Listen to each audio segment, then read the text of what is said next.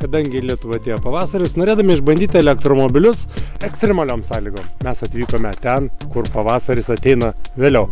Suomijos ežerai, ledas, sniegas, tikrai sunkios sąlygos, nėra šilta, bet svarbiausia, labai slidu.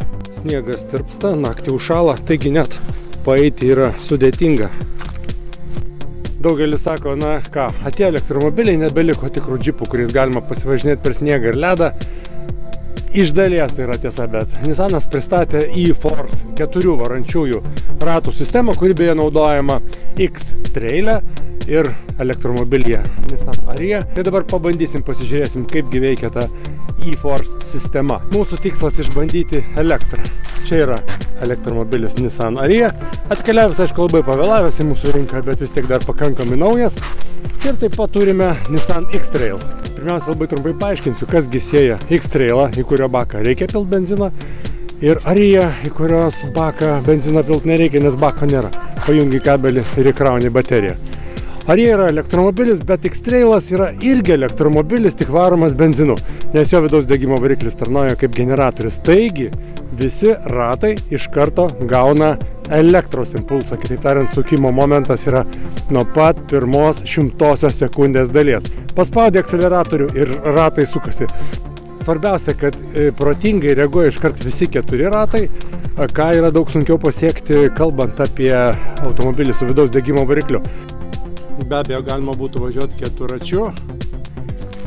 Atspėkite, ar ledu ir sniegu elektrinis Ariya, kuris sveria be 2,3 tonos. Ar jis važiuoja taip pat gerai kaip Navara, ar jo pravažumas toks pats geras?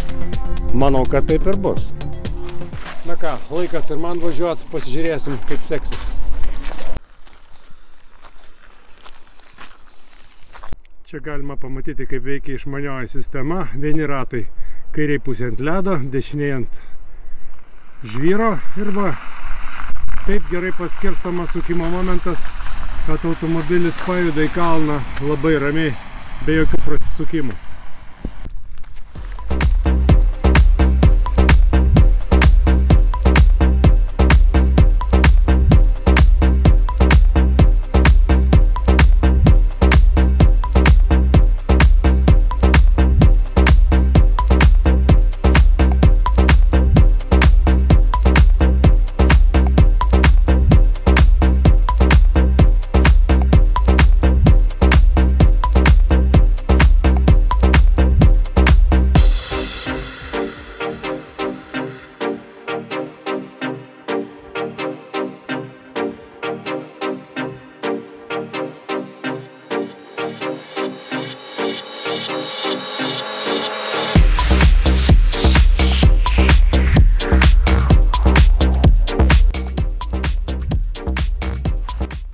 Štai kodėl netgi 2,3 tonas sverianti Ariya arba 2 tonas sveriantis X-Trail'as važiuoja tikrai neblogiau negu senų laikų tas dizelinis 3 arba daugiau litrų džipas.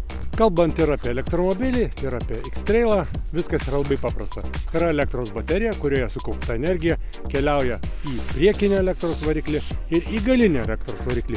O viduje, automobilio viduryje yra labai protingos smegenys. Kitaip tariant, kompiuteris, kuris kiekvienam ratui akimirksniu paskirsto sukimo galią. Dar viena įdomi detalė, kad šita e-Force jėgainė, šita protinga sistema, tiksliau ne jėgainė, o visa sistema, ji padeda išlaikyti automobilio balansą, pavyzdžiui, akceleruojant arba stabdant. Kiekvienas ratas akceleruoja ir stabdo atskirai. Taigi automobilis netgi pastebėjau mažiau svyruoja, jeigu stabdai nestabdžiais, o turiu omeny akceleratoriaus paspaudimu arba atleidimu. Toks subjektyvus pastebėjimas, bet pasakysiu tikrai atvirai, aš nenusivyliau elektromobiliai šiuo atveju. Žinau, kad yra populiarus kita elektromobiliai, nieko gero. Tikrai labai protinga sistema, kurią, manau, arba panašią sistemą taikys visi elektromobilių gamintojai, kai kiekvienas ratas yra valdomas atskirai.